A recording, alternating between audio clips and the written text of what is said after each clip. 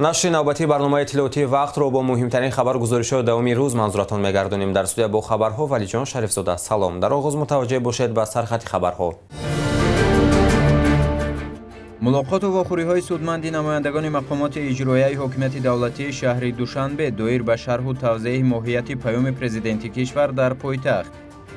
برگزاری نخستین جلسه شورای جمعیتی جمهوری تاجیکستان. ملاقات نمایندگان ساختارهای حفظ حقوق با کارمندان ساحه معارف ناحیه سینا، هدف عملی کردن قانون‌های عمل کننده و پیشگیری از جنایتکاری میان جوانان و نورسان. با مقصد تامین اجرای امر پرزیدنت جمهوری تاجیکستان از 3 ینوری سال 2023 قرار رئیس شهر دوشنبه درباره تصدیق جدول برگزاری فستیوال، نمایش، عید، آزمون‌های عنعنه و هنرهای مردمی و جشن و سالگردها برای سال 2023 به تصویب رسید. در اساس قرار مذکور جدول برگزاری فستیوال، نمایش، عید، آزمون‌های عنعنه و هنرهای مردمی و جشن و سالگردها در شهر دوشنبه برای سال 2023 طبق ضمیمه تصدیق کرده شده. معاون یکم و معاونان رئیس شهر دوشنبه، رهبر دستگاه رئیس شهر دوشنبه، رئیسان ناحیه‌های شهر، رهبران واحدهای ساختاری دستگاه رئیس شهر و مقامات اجرایی حکومت دولتی شهر دوشنبه وظیفه‌دار گردیدند که در همکاری با ساختارهای داخلدار برگزاری چرابینی‌ها را در مهلت مقرر گردیده تامین نمایند.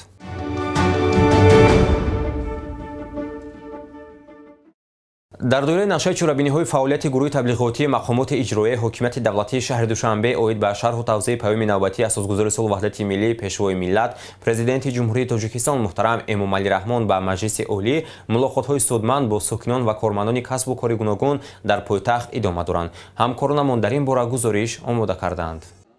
با مقصد مساعدت در رشد جامعه، وسعت کارهای سازندگی و فراهم نمودن شرایط جهت سمگذاری کارمندان کسب و کار گوناگون و ساکنان شهر دوشنبه در عملی گردیدن هدایت‌های پرزیدنت جمهوری تاجیکستان که ضمن ارائه پیام به مجلس عالی جمهوری تاجیکستان ابراز گردیده است، این نوبت ملاقات و واخوری‌های رهبریت مقامات اجرایی حکومت دولتی شهر دوشنبه با ساکنان شهرک‌های 53 54 پلی‌تکنیکوم و محله فروزان ناحیه سینا دایر گردید. ضمن برآمد اعضای گروه کاری با اشاره به پیام ذکر گردید که حکومت مملکت را ضرور است که پیشرفت استوار منبع اجتماعی و اقتصادی کشور را نگاه داشته سال 2023 سرعت رشد اقتصادی را در سطح نه کم از 8% تامین نماید. در این زمینه سال 2023 درآمد عمومی پولی اهالی 15% افزایش یافته به 100 میلیارد سومانی برابر می‌گردد. باید توجه اساسی بر رشد باثبات ساحه‌های اقتصاد ملی، پیشگیری کردن تاثیر خفای احتمالی به آن، استفاده ثمرناک اقتدارهای موجوده، تشکیل کارخانه‌های استحصالی، تأسیس جایهای کاری نو، بلند برداشتن رقابتناکی محصولات وطنی، تقویت صادرات، تشکیل اقتصاد سبز، سرعت بخشیدن بر روند رقمی کنونی بخش‌های اقتصادیات، انکشاف نیروی انسانی و بهتر نمودن صفت خدمت‌رسانی‌های اجتماعی روانه کرده شود. همزمان در ادامه ملاقات دیگر سمت‌های در پیام ذکر شده نیز بررسی شدند. از جمله اعضای دیگر گروه کاری ضمن برآمد خود تاکید نمودند که وزارت رشد اقتصاد و سودا یکجا با دیگر وزارت و اداره‌ها و مقامات اجرایی محلی حکومت دولتی با مقصد تطبیق هدف و افضلیت‌های رشد باید روندی به نقشه‌گیری استراتژی را در همه سطح‌های اداره‌کنی دولتی پورا جاری کرده برای اجرای نشاندهنده‌های در حجت‌های برنامه‌ای پیش بینی شده تدبیرهای ضروری را راه‌اندازی نماید. پیام دستور برای رشد جامعه. این معنی در ملاقات اعضای گروه تبلیغاتی نمایندگان مقامات اجرایی حکومت دولتی شهر دوشنبه با فعالان و ساکنان محله حلقه‌جر ناحیه شامنصور توضیح کرده شد. شرکت‌داران در آغاز ملاقات نکته‌های اساسی پیام پیشوای ملت پرزیدنت جمهوری تاجیکستان محترم امامعلی رحمان را شرح دادند. ذکر رفت که با مقصد بهتر نمودن وضع راه و شاهراه‌های ماشینگرد و به کشور ترانزیتی تبدیل دادن تاجیکستان در 5 سال اخیر در ساحه نقلیات 13 لایحه سرمایه‌گذاری دولتی به مبلغ 5 میلیارد و 130 میلیون سومانی عملی گردیده در نتیجه 250 کیلومتر راه‌های ماشینگرد، 42 پل، 4 دالان و یک چند استکاده بنیاد کرده شدند. حالا در ساحه باز 11 لایحه سرمایه‌گذاری دولتی با مبلغ عمومی 11 میلیارد سومانی عملی گردیده است. علاوه بر این تاکید شد که در شهر دوشنبه نیز در سالهای اخیر مساحت زیادی راه‌ها تعمیر و از نوسازی گردیدند و این روند در شهرک و محله‌های به تازگی وارد گردیده نیز ادامه دارد. با تکیه به پیام گفته شد که سالهای اخیر توجه مخصوصی حکومت کشور به ساحه سیاحی امکان داد که در برابر افزون گردیدن شماره سیاحان، شرکت‌های سیاحی وطنی نیز زیاد گردند. در 5 سال اخیر به کشور ما بیش از 13 میلیون نفر از جمله سال 2022 1 میلیون نفر سیاحان وارد گردیدند. در این دوره برای پیشنهاد خدمت‌رسانی به آنها بیش از 600 وطن سال 2022 100 انشاءات اینفراستراکچور سیاحی ساخته مورد استفاده قرار داده شده است. از ساکنان دعوت شد که با رعایت همه‌جانبه فرهنگ شهرنشینی باید مدنیت و فرهنگ ملت تاجیک را توسط سیاحان و جهانیان معرفی نمایند. дар доираи нақшачорабиниҳои мақомоти иҷроияи ҳокимияти давлатии шаҳри душанбе мулоқотҳои масъулин бо кормандони касбу кори гуногун ва сокинони маҳаллаҳои пойтахт ҷиҳати шарҳу тавзеҳи нуқтаҳои асосии паёми президенти ҷумҳурии тоҷикистон муҳтарам Эмомалӣ Раҳмон ба Маҷлиси олӣ идома доранд. вохӯрии навбатии гурӯҳи кории мақомоти иҷроияи ҳокимияти давлатии шаҳри душанбе бо намояндагону кормандони раёсатҳои кор бо ҷавонон ва варзиш, кор бо мактабҳо ва иншооти варзишии шаҳри душанбе ва фаъолҷавонону варзишгарони ҳудуди пойтахт доир гардид. мулоқоти мазкур дар толори муассисаи таҳсилоти миёнаи умумии рақами 102 ноҳияи Шоҳ Мансур баргузор шуд. дар вохӯрӣ аъзои гурӯҳи корӣ иборат аз намояндагони мақомоти иҷроияи ҳокимияти давлатии шаҳри душанбе, сарраёсати маорифи шаҳри душанбе, раёсати тандурустии пойтахт ва дигар сохторҳои шаҳрӣ иштирок ва суханронӣ намуданд. зимни баромади худ масъулин иброз доштанд ки пешвои миллат варзишро ҷузъи таркибии фарҳанг меноманд ва дар паёми имсолаи хеш таъкид намуд ки маҳз ҷавононанд ки дар оммавигардонии варзиш нақши асосӣ дошта ба шарафи пирӯзиҳои онҳо парчами тоҷикистони маҳбуби мо дар гӯшаҳои гуногуни дунё парафшонӣ мекунад. мо ба ҷавонони кишвари худ ифтихор дорем, зеро онҳо дар рушди давлат ва ободии ватан фаъолона саҳм мегузоранд, марзу буни сарзамини аҷдодиро ҳимоя мекунанд, ватандӯсту ватанпараст, бонанду номусанд ва ба халқу давлати Тоҷикистон содиқ мебошанд. бинед ҳозирини анҷуман, имрӯз кишвари мо Тоҷикистони маҳбуб дар қатори 10 кишвари амртарин шомил аст. ин аз чӣ шаҳодат медиҳад? пеш аз ҳама аз хизматҳову заҳмату талошҳои шабонарӯзии пешвои муаззами миллат ва хирати азалии мардуми кишвари маҳбуби мо. ҳукумати ҷумҳурии тоҷикистон бо роҳбарии асосгузори сулҳу ваҳдати миллӣ, пешвои миллат, президенти ҷумҳурии тоҷикистон муҳтарам Эмомалӣ Раҳмон аз нахустин рӯзҳои фаъолияти худ тарбияи ҷисмонӣ ва варзишро ҳамчун яке аз воситаҳои асосии инкишофи ҷисмонию маънавӣ ва тандурустию интернатсионалӣ, омодасозии мардум ба меҳнату мудофиаи ватан ҳисобида барои пешрафти он чораҳои заруриро меандешад. хизмат дар сафи қувваҳои мусаллаҳ барои ҷавонон мактаби ҷавонмардӣ маҳсуб ёфта, дар рӯҳияи ватандӯстиву ватанпарварӣ, худшиносиву худогоҳӣ тарбия намудани хизматчиёни ҳарбӣ ва барои онҳо муҳайё намудани шароити хуби хизмат, инчунин риояи талаботи оинномаҳои ҳарбӣ муҳимтарин самти сиёсати мудофиавии кишвар маҳсуб меёбад. қайд намуд дар баромади паёми навбатии худ пешвои муаззами миллат муҳтарам Эмомалӣ Раҳмон. дар даврони истиқлолият махсусан барои наврасону ҷавонони варзишгари тамоми шаҳру ноҳияҳои ҷумҳурӣ толору майдончаҳои варзишии сершумор сохта ба истифода дода шуданд. дар паёме ки роҳбари давлат эроа намуданд, имрӯз самти ҷавонон бо яке самтҳои афзалиёнок ҳисоб буданд ва ҳамеша вақте ки роҳбари давлат дар паёмашон иброз менамоянд, мегӯянд ки ҷавонон бояд зиракии сиёсиро аз даст надиҳанд ва ҷавонон як нерӯи созандаи ватан бояд бошанд. ва ин чӣ хеле ки дар паёми имсолаи роҳбари давлат низ иброз гардид ки Тоҷикистон худ низ давлати ҷавон аст ва мо бо ҷавонон ифтихор менамоем. ин яке аз суханони роҳбари давлат дар паёми имсола буд ва имрӯз чӣ хеле ки дар толор меҳмонон гуфтанд ки имрӯз мо бояд ҷавонон ҳамеша саи кӯшиш намоем ки дар ободии ватан ва барои баланд бардоштани парчами давлатамон саҳмгузор бошем. ҳамчунин зикр гардид ки дар кишвар инфраструктури густардаи варзишӣ сохта ба истифода дода шуд ки он имконият медиҳад то ҷавонони кишвар бештар ба намудҳои гуногуни варзиш рӯ биёваранд. дар пойтахти кишвар бо дастгириҳои бевоситаи раиси шаҳри Душанбе муҳтарам Рустами Эмомалӣ бисёр мактабҳои варзишӣ фаъолият мекунанд ки дастпарварони онҳо дар мусобиқаҳои дохил ва хориҷи кишвар иштирок варзида сазовори ҷойҳои намоён мегарданд.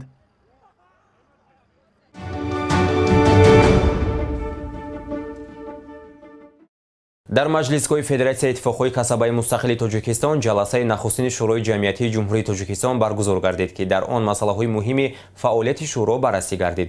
Шӯрои ҷамъиятӣ дар кишвари мо бо мақсади ҳамоҳангии фаъолияти мақомоти дахлдор фаъолият менамояд. гузориши ҳамкоронамон дар ин хусус.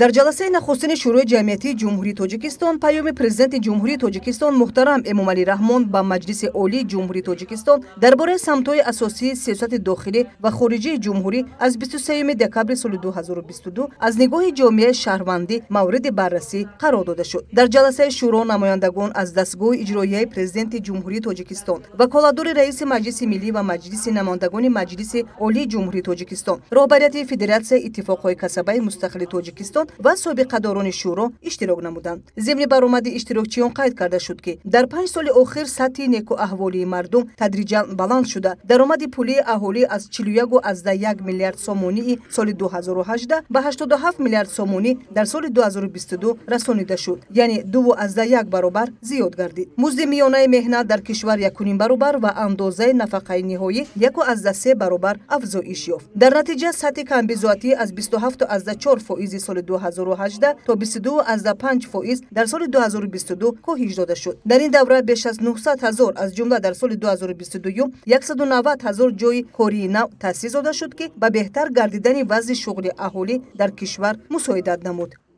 паёми президенти ҷумҳурии тоҷикистон ба маҷлиси намояндагони ва маҷлиси миллии маҷлиси олии ҷумҳурии тоҷикистон имсол фарқияти бениҳоят ҷиддиро нисбат ба паёмҳои дигар доро буд.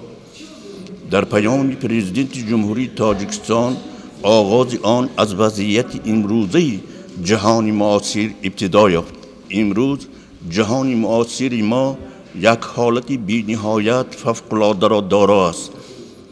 замини сарсабзи мо дар гаҳвораи худ инсониятро меҷунбонад ва ин инсоният дар зери бомбаҳои атомӣ, ядроӣ ва баробари ин терроризм, ифротгароӣ ва мин ҷумла кишварҳои абадқудрате ки ҷаҳони тақсимшударо аз нав тақсим карданӣ мешаванд, ба мисоли шишаест ки агар ӯро нигоҳбин накунем шикастанаш ногузор аст. бо ҳамин оғоз президенти ҷумҳурии тоҷикистон дар бораи сиёсати дохилӣ ва хориҷии имрӯзаи ҷумҳурии тоҷикистон мардуми шарафманди ҷумҳурии тоҷикистонро бархурдор доданд. инчунин зимни баромади ширкатдорони дигари ҷаласа гуфта шуд ки ҳаҷми умумии хароҷоти буҷети давлатӣ ба соҳаҳои иҷтимоӣ аз 9,1 миллиард сомонӣ соли 2018 то 14,7 миллиард сомонӣ дар соли 2022 ё 62% зиёд гардид. дар 5 соли охир танҳо барои рушди соҳаҳои маориф ва тандурустӣ 36 миллиард сомонӣ равона гардида, ҳиссаи маблағгузории соҳаҳои иҷтимоӣ дар ҳаҷми умумии хароҷоти буҷети давлатӣ 44%-ро ташкил кард. дар идомаи кори ҷаласаи шӯрои ҷамъиятии ҷумҳурии тоҷикистон ҳамзамон аз рӯи нақша ва барномаи он масъалаҳои вобастаи фаъолияти кории шӯро бо пешниҳоди маърузаҳо таҳлил ва натиҷагирӣ гардид.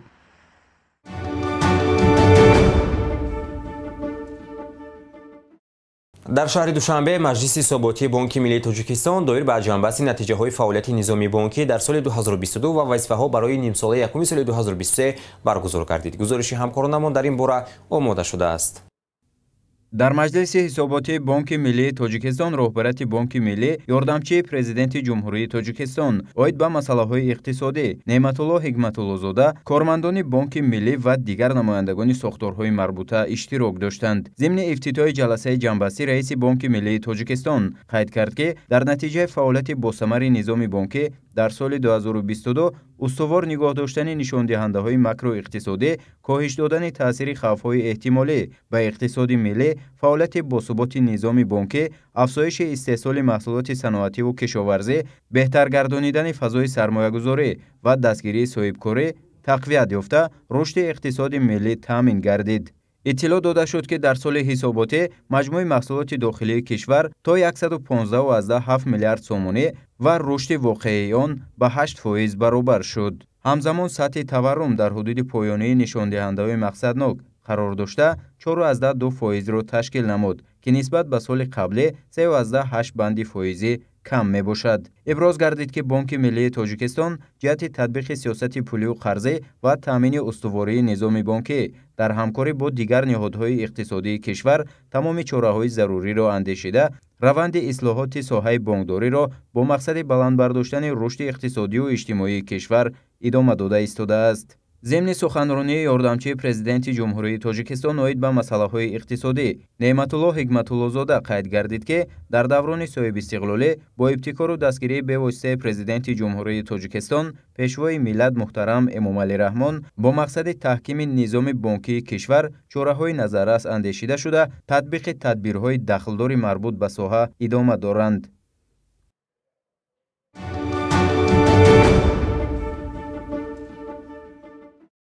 дар баробари таълиму тарбия ва омодасозии кадрҳои соҳаҳои гуногун масъулини донишкадаву донишгоҳҳои кишвар инчунин дар ҳаёти сиёсии мамлакат низ саҳмгузор мебошанд. Бо ин мақсад дар назди муассисаҳои олии таълимӣ ташкилотҳои ибтидоии ҳизбӣ фаъолият менамоянд. Зимни як ҳамоиш фаъолияти яксолаи ташкилоти ибтидоии ҳизби дизайн ки дар донишкадаи давлатии санъати тасвирӣ ва дизайни Тоҷикистон амал менамояд баррасӣ шуд. бо мақсади расонидани бандҳои паёми президенти ҷумҳурии тоҷикистон муҳтарам эмомалӣ раҳмон ба маҷлиси олии кишвар дар донишкадаи давлатии санъати тасвирӣ ва дизайни Тоҷикистон ҳамоиш баргузор гардид.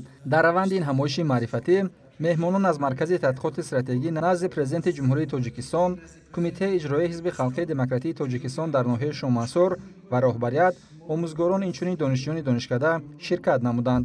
ҷое таъкид аст ки бо такя ба паём дастовардҳои бахшҳои иқтисодию иҷтимоии мамлакат аз ҷониби олимону донишмандон ва ширкатдорони ҳамои шаҳр дода шуд. аз ҷумла иброз гардид ки ҳаҷми умумии хароҷоти бюҷети давлатӣ ба соҳаи иҷтимоӣ аз 9,1 миллиард сомонӣ соли 2018 то 14,7 миллиард сомонӣ дар соли 2022 расида ё 62% зиёд гардид. дар 5 соли охир танҳо барои рушди соҳаҳои маориф ва тандурустӣ 36 миллиард сомонӣ равона гардида, ҳиссаи маблағгузории соҳаи иҷтимоӣ дар ҳаҷми умумии хароҷоти бюҷети давлатӣ 44%-ро ташкил кард. дар идома дигар бандҳои паёми роҳбари давлат аз ҷониби меҳмонони ҳамоиш тавзеҳ дода шуд. ҷое таъкид аст ки дар донишкада ташкилоти ибтидоии ҳизби дизайн фаъолият мекунад ки тавассути он ва ҳамоҳангию ҳамкорӣ бо кумитаи иҷроии ҳизби халқии демократии Тоҷикистон дар ноҳияи Шоҳмансур, кормандони донишкада ки аъзои ин ҳизб мебошанд, дар ҳаёти сиёсии мамлакат саҳми назаррас мегузоранд. дар раванди ҳамоиш фаъолияти солонаи ташкилоти ибтидоии ҳизбии дизайн ҳам натиҷагирӣ гардид.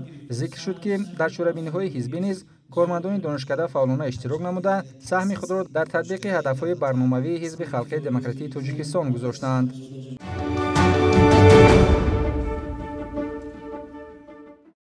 баррасии нуқтаҳои муҳими паёми имзолаи президенти кишвар ба маҷлиси олии ҷумҳурии Тоҷикистон ки тамоми соҳаҳо ва бахшҳои ҳаёти кишварро дар бар мегирад аз ҷониби намояндагони соҳаҳои гуногуни мамлакат мавриди баррасӣ қарор доранд. дар робита ба ин дар толори шӯрои олимони коллеҷи муҳандисии омӯзгории шаҳри Душанбе бо иштироки устодону донишҷӯёни коллеҷи мазкур, намояндагони мақомоти иҷроии ҳокимияти давлатии ноҳияи Фирдавсӣ ва устодони донишгоҳи байналмилалии сайёҳӣ ва соҳибкории Тоҷикистон таҳти унвони паём роҳнамоу роҳкушои Тоҷикистон ҳамоиши илмӣ доир гардид. дар мулоқоти навбатии устодону донишҷӯёни коллеҷи муҳандисии омӯзгории шаҳри Душанбе ки оид ба натиҷагирии нуқтаҳои муҳими паёми пешвои муаззами миллат доир гардида буд, роҳбарияти коллеҷи мазкур сухан карда зикр намуданд ки дар паёми имзолаи президенти кишвар кулли дастовардҳои ҷумҳурӣ дар 31 соли истиқлоли давлатӣ ба таври амиқ таҳлилу баррасӣ гардида вазифаҳои муҳимтарин ва минбаъдаи Тоҷикистон таҳлил ва муайян карда шуданд. инчунин дар паём президенти кишвар муҳтарам Эмомалӣ Раҳмон хусусан ба масъалаи ҳифзи иҷтимоии аҳолӣ, баландбардоштани сатҳи зиндагии тамоми гурӯҳҳои ниёзманди аҳолӣ диққати ҳамаҷониба дода шудааст. гуфта шуд ки пешвои миллат дар паёмашон ба маҷлиси олӣ қайд намуданд ки дар 5 соли охир танҳо барои рушди соҳаҳои маориф ва тандурустӣ 38 миллиард сомонӣ равона гардида, ҳиссаи маблағгузории соҳаҳои иҷтимоӣ дар ҳаҷми умумии хароҷоти бюҷети давлатӣ 44%-ро ташкил кард. дар давраи зикршуда аз ҳисоби ҳамаи сарчашмаҳои маблағгузорӣ 842 бинои муассисаи таълимӣ барои 382 ҳазор хонанда, аз ҷумла дар соли 2022 190 бинои таълимӣ барои 87 ҳазор хонанда сохта ба истифода дода шудааст. ҳамзамон қайд гардид ки дар соли 2022 афзоиши истеҳсоли маҳсулоти саноатию кишоварзӣ, беҳтар гардонидани фазои сармоягузорӣ ва дастгирии соҳибкорӣ тақвият пайдо карда шуда, рушди иқтисоди миллӣ дар сатҳи 8% таъмин карда шуд. маврид ба зикр аст ки вазифаҳои дар пеш истода ки дар паёми навбатӣ дарҷ карда шудаанд, аз ҷумла саломатикунонии мамлакат, таъмини амнияту суботи ҷумҳурӣ, мудофиа, баландбардоштани сатҳи некуаҳволии мардум ва ғайра аз мо талошу заҳматҳои дучанд талаб менамоянд. мақсад аз баргузор намудани ин чорабинии илмӣ ин бозам ба самъи ҳар як корманд, ҳар як донишҷӯ расонидани нуқтаҳои паёми пешвои муаззами миллат ба маҷлиси олӣ ва маҷлиси намояндагони ҷумҳурии тоҷикистон мебошад ва чуноне ки ҳар яки мо шумо медонем ҳар паёме ки аз ҷониби пешвои миллат ироа мегардад ин як раҳнамо раҳкушо ин як дафтари рӯймизӣ ва як сармашқи кори ҳар як шахсе аст ки дар ҷумҳурӣ дар кадом самт ки бошад фаъолият мекунад ва мо аҳли маориф мо аҳли таълимдиҳандагон ифтихор аз он менамоем ки бо як сарбаландӣ дар ҷумҳурии азиз дар ин самти маориф фаъолият менамоем.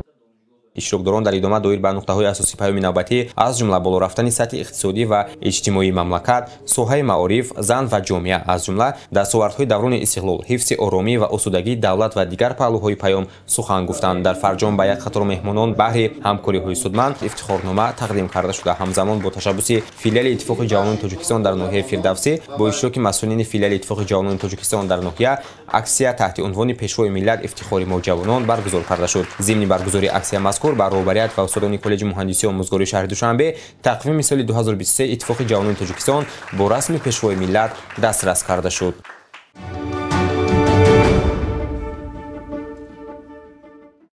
бо мақсади шарҳу тавзеҳи бандҳои махсуси паёми пешвои муаззами миллат муҳтарам Эмомалӣ Раҳмон ҷиҳати тарғиби тарзи ҳаёти солим, пешгирии содиркунии амалу кирдорҳои номатлуб аз ҷониби ҷавонону ноболиғон ва баррасии роҳҳои ба илму дониш раҳнаму сохтани ин қишти ояндасозии ҷомеа дар бинои муассисаи таҳсилоти миёнаи умумии рақами 90 ноҳияи Сино бо иштироки директорони муассисаҳои таҳсилоти миёнаи умумии ноҳияи Сино, раисони кумитаи маҳал ва фаъолони ҷомеа мулоқоти судманд доир гардид.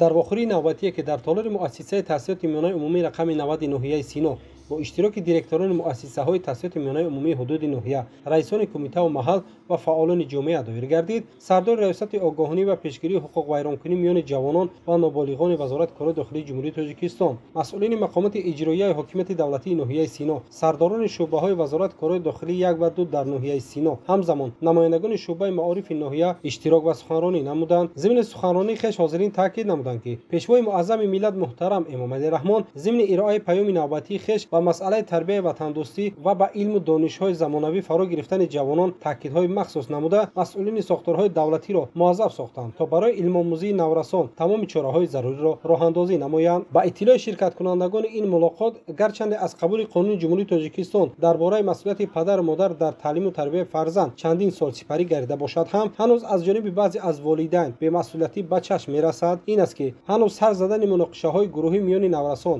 содир намудани ҷиноятҳои дуздиву ғоратгарӣ, бо худ гардонидани яроқи сад, махсусан корд ва шабгардиву ба амалҳои ношоям даст задани наврасон решака нагардида боиси ташвиш гардидааст. дар ин замина таъкид гардид ки бояд ҳамагон дастаҷамона дар тарбияи насли наврас саҳми арзандаи худро гузорем. дар идома дигар иштирокдорон қайд намуданд ки тарбияи насли наврас аз оила оғоз гардида дар муассисаҳои таълимӣ рушду такомул меёбад. ноқисиҳо дар тарбияи кӯдакону наврасон пеш аз ҳама аз оғӯши оила ибтидо мегирад. волидайн бештар банди ташвишҳои рӯзгордорӣ гашта ба кӯдакони худ ва рафтору кирдорҳои онҳо кам таваҷҷӯҳ зоҳир менамояд ва аксаран кӯдаконро камтар назорат мекунанд. гурӯҳи дигари волидайн тарбияи кӯдаконро вазифаи махсуси мактабу омӯзгор медонанд, вале мушоҳидаҳо нишон медиҳад ки бештар беназоративу ҷинояткорӣ миёни ноболиғон берун аз соатҳои дарсӣ рух медиҳанд. дар қисмати дигари мулоқоти мазкур миёни ширкаткунандагону маърузатчиён саволу ҷавоб ва пешниҳодҳои муфид сурат гирифт.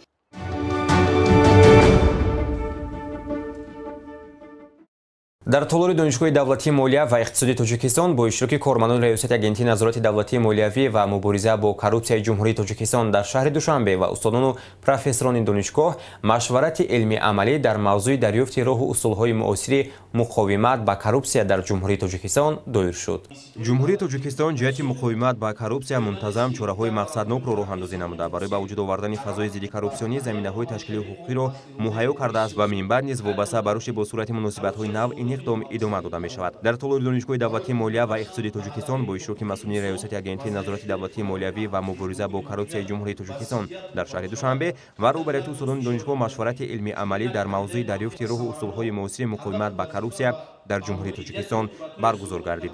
зимни суханрони намояндагон қайд намуданд ки стратегияи давлатии муқовимат бо коррупсия дар ҷумҳурии тоҷикистон барои давраи то соли 2030 бо назардошти он ки молати амалии стратегияи муқовимат ба коррупсия дар ҷумҳурии тоҷикистон барои солҳои 2013-2020 дар асоси нақшаи кории шӯрои миллии муқовимат бо коррупсияи ҷумҳурии тоҷикистон барои соли 2020 ба итмом расид, ҷиҳати идома додани амалисозии чорабиниҳо оиди муқовимат ба коррупсия бо фармони президенти ҷумҳурии тоҷикистон аз 3 августи соли 2021 тасдиқ карда шуд. бо мақсади андешинаи чораҳои маҷмӯи ташкили иҷтимоӣ иқтисодӣ, ҳамоҳангсозии фаъолияти мақомоти давлатӣ ва иштироки ҷомеаи шаҳрвандӣ дар раванди мубориза бар зидди коррупсия бо қарори ҳукумати ҷумҳурии тоҷикистон аз 3 августи соли 2013 стратегияи мубориза бо коррупсия дар ҷумҳурии тоҷикистон барои солҳои 2013-2020 тасдиқ гардид. стратегияи мазкур ҳамчун ҳуҷҷати муҳими давлатӣ барои тақвияти мубориза ва пешгирии ҷиноятҳои коррупсионӣ заминаи мустаҳкам гузошта, дар доираи он аксари масъалаҳо дар самти мубориза бо коррупсия бо дар назардошти тадқиқотҳои социологӣ, таҷрибаи мақомоти ҳифзи ҳуқуқи кишварҳои дигар ва таҳлили омори вазъи коррупсия таи давраи сипарӣ гашта дар ҷумҳурӣ ҳалли худро ёфтанд.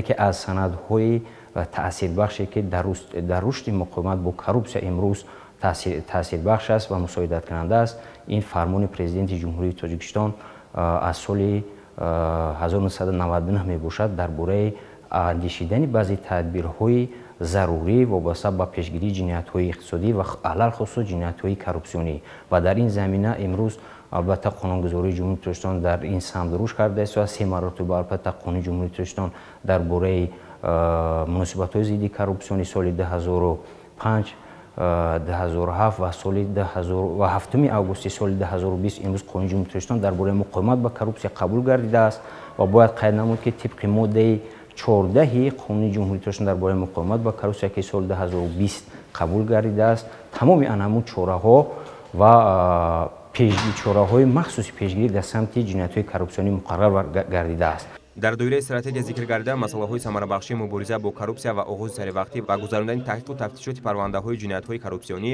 мансубиятҳои вайронкунии маъмурии хусусиятҳои коррупсионӣ дошта, механизми муносибати идоракунӣ ва таъмини шаффофият дар фаъолияти мақомоти давлатӣ, ба ҳисобгирии муҳосибӣ ва ҳисобдиҳии молиявӣ ба таври электронӣ ва ба воситаи бонк ҷорӣ намудани пардохти хизматрасониҳои муассисаҳои давлатӣ ва дигар тадбирҳои дар стратегия пешбинӣ гардида дар кодексҳои мурофиавии ҷиноятӣ, вайронкунии маъмурӣ ва андоз танзими худро ёфтанд. мақсаду мароми стратегияи мазкур ҷиҳати паст кардани сатҳи коррупсия дар ҷумҳурии тоҷикистон, мунтазам бартараф намудани монеаҳо, фароҳам овардани шароит барои рушди иқтисодиёт, инкишофи арзишҳои демократӣ, баландбардоштани некуаҳволии мардум равона карда шудааст.